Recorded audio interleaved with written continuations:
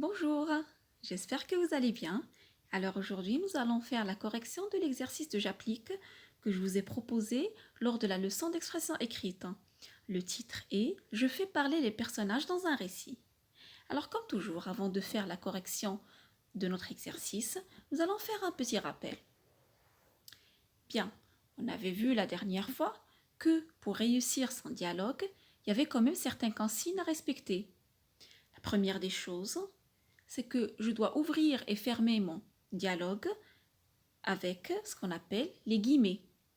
Je dois ensuite, pour chaque prise de parole, revenir à la ligne et mettre un tiret. Mais attention, pour la première prise de parole, on ne met pas de tiret.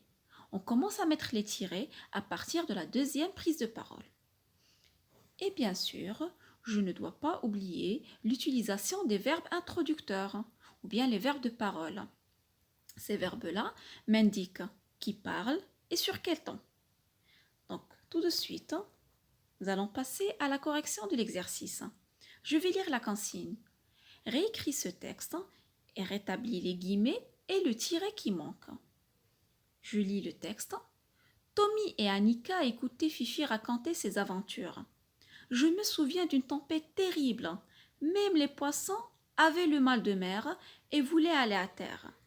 J'ai vu de mes propres yeux un requin qui avait la nausée et une pieuvre qui se tenait la tête avec tous ses bras. Oh oui, quelle tempête! Tu n'avais pas peur, Fifi? Demanda Annika.